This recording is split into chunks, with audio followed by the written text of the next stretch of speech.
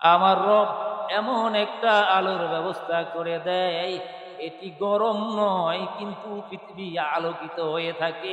এটার নাম হলো কামার, এটার নাম হলো চন্দ্র। সুবহানাল্লাহ জোরে। মাসিহ ইবনে মারইয়ামের বুকের ভিতরে জিবরাইল ফু দিয়ে চলে গেলে ওই মাসিহ ইবনে মারইয়াম বাইতুল মুকাদ্দাসের পাশে একটা হুজরা, এই হুজরা খানার ভিতরে আপনারা খতিব সাহেবের জন্য, ইমাম সাহেবের জন্য যেরকম হুজরা করেছেন, ওই মাসিহ ইবনে মারইয়ামের জন্য ওই বাইতুল মুকাদ্দাসের পাশে একটা হুজরা খানা ছিল। ওই হুজরা খানার ভিতরে হযরত মরিয়ম আলাইহিস সালাতু ওয়াস সালাম থাকতেন। সুবহানাল্লাহ। ওই বাইতুল মুকাদ্দাসের পাশে গো আজও মাসিহ ইবনে মরিয়মের হুজরা খানা আজও আছে। আমার ৪,৫০০ বছর পরে, ৪,৩০০ বছর পরেও ওই হুজরাখানা বাইতুল মুকাদ্দাসের পাশে আজও আছে। সুবহানাল্লাহ কোন। আর ওইরকম মাসিহ ইবনে মারইয়াম ওখানে প্রভুর সিজদা করে, বাইতুল মুকাদ্দাসের খেদমত করে, আর সিজদা করে দিন দিন। গর্ব গর্ব দিন দিন পরিলক্ষিত হতেছে, গর্বটা দিন দিন দেখা যায়। একদিন একদিন যখন ভূমিষ্ঠ হবে এই সময়ের ভিতরে একদিন ওই ইহুদিরা বাইতুল মুকাদ্দাসের আশপাশের সব ধর্মযাজকেরা আসলেন, এসে বললেন, ইয়া উখতু হারুন, হে হারুনের বোন, তোমার বাবা বালা, তোমার মা বালা। কুরআনুল কারীমের মধ্যে আল্লাহ এভাবে বলেছেন, তোমার বাবা বালা, তোমার মা বালা, তোমার বংশ বালা। এই ভালো মেয়েটা এই ধরনের অপকর্মটা কেমনে করলা? কিন্তু মাসিহ ইবনে মারইয়াম অনেক কান্নাকাটি করলেন, তাদেরকে বুঝাইতে পারলেন না, না না, আমি ব্যভিচারিণী মহিলা নয়, আমি অন্যায় করি নাই, আমি অন্যায় করি নাই, আমি ব্যভিচার করি নাই। লোকেরা কিছু শুনে না, ধর্মযাজকেরা কিচ্ছু শুনে না। আর বললেন, পবিত্র ভূমি বাইতুল মুকাদ্দাস ছেড়ে, তোমাকে হুজরা ছেড়ে অন্য জায়গার ভিতরে চলে যেতে হবে। যেই দিন মাসিহ ইবনে মরিয়মকে ধর্মযাজকেরা এসে ওই বাইতুল মুকাদ্দাসের হুজরা থেকে ওই মরিয়মকে বের করে দেয়, ওই দিন ছিল, ওই দিনটা টাইমটা ছিল এশারের পরে। গভীর অন্ধকার, অন্ধকার। একজন মহিলা মনের কত দুঃখ লইয়া কোন দিকে যেন চলে যায়। আহ আল্লাহ, আমি তো কোনো অন্যায় করি নাই, আমি তো কোনো অপরাধ করি নাই। প্রভুরে, আমি তো জানি না আমার গর্ভের এই সন্তানের মালিক কে। হযরত মাসিহ ইবনে মারইয়াম চোখের পানি ছেড়ে দেয়।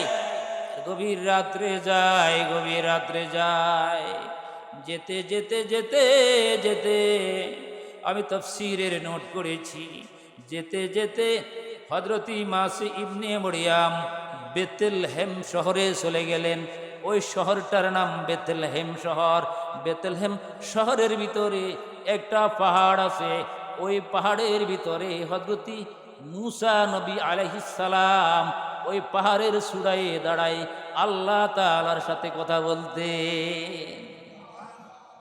ওই পাহাড়ের চূড়ার ভিতরে একটা খাজুর গাছ ছিল। খাজুর গাছের সাথে হেলান দিয়ে হযরত মূসা পয়গম্বর কথা বলতেন। আর গভীর রাত্রে মা মরিয়ম এই গভীর রাত্রে যেতে যেতে বেথলেহেম শহরে চলে গেলেন। যাইয়া দেখে একটা পাহাড় উপরে অনেক কষ্ট করে উঠলেন। একদিকে প্রসব বেদনা শুরু হয়ে গেল, আর একদিকে পাহাড় বেড়ে বেয়ে বেয়ে উপরে উঠা কত কষ্ট। মাসিহ ইবনে মরিয়ম কান্দে। মুসা পয়গম্বর যেই পর্বতের উপরে যাইয়া কথা বলতেন, ওই পর্বতটা জমিন থেকে 1.5 কিলোমিটার উপরে, এত উঁচা পাহাড়। মাসিহ ইবনে মরিয়ম উপরে উঠলেন, প্রসব ব্যথাতে আর বরদাস্ত করতে পারে না। হঠাৎ করে পাহাড়ের চূড়ার ভিতরে এভাবে বসে গেলেন। ভাইরা আমার, এভাবে বসে যাওয়ার পরে হঠাৎ করে পিছনের দিকে একটা ঢেলান দিলেন। ঢেলান দেওয়ার সাথে সাথে মাসিহ ইবনে মরিয়ম দেখে কিসের সাথে যেন তার ঢেলানটা হয়ে গেছে।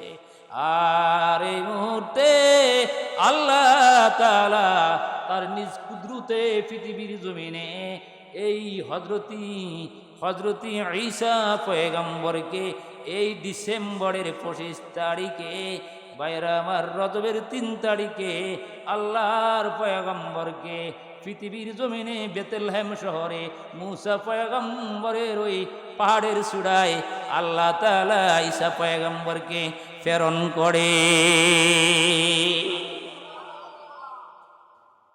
সুবহানাল্লাহ। কার কুদরত! কদরে কুদরত দারি, কদরে কুদরত দারি বরকমাল।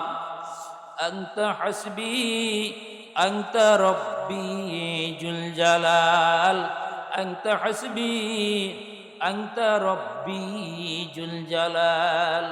কদরে কুদরত দারি हर से खाए है आकुनी, मुर्दारा बे जाने बकिशे जिंदारा बे जाकुनी। এই তো আল্লাহর কারিগরি, এই তো আল্লাহর কারিগরি, কুদরতের শান। তাই তো খোদা তোমার নাম গফুরুর রহমান। ডিমগুলো সব একই রঙের, ডিমগুলো সব একই রঙের, কেমন করে হলো সাদা কালো বাচ্চাগুলি কোথায় হতে এলো? ডিমগুলো সব একই রঙের, পার্থক্য নাই মোটে, সাদা কালো বাচ্চাগুলি কেমন করে ফুটে। জোরে কোন সুবহানাল্লাহ।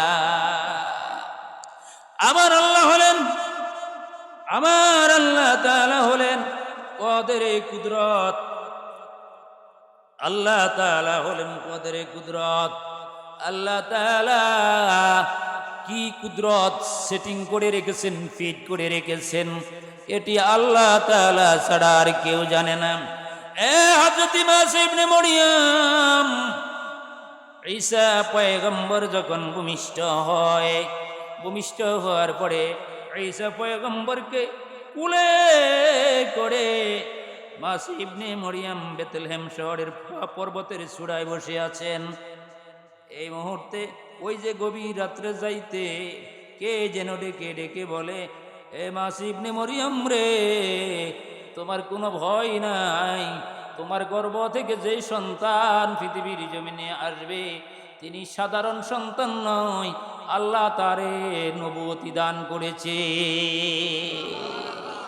বাইরে আমার তাফসিরে মাঝহারির মধ্যে আসছে, এটি হযরত ঈসা পয়গম্বর ভূমিষ্ঠ হওয়ার 2.5 ঘন্টা আগে হযরত মাসিহ ইবনে মরিয়মকে ডেকে বলা হয়েছে, এ মরিয়ম, তোমার গর্ভ থেকে যেই সন্তান আসবে রে, এই সন্তান সাধারণ সন্তান নয় রে, এই সন্তান হলো একজন পয়গম্বর।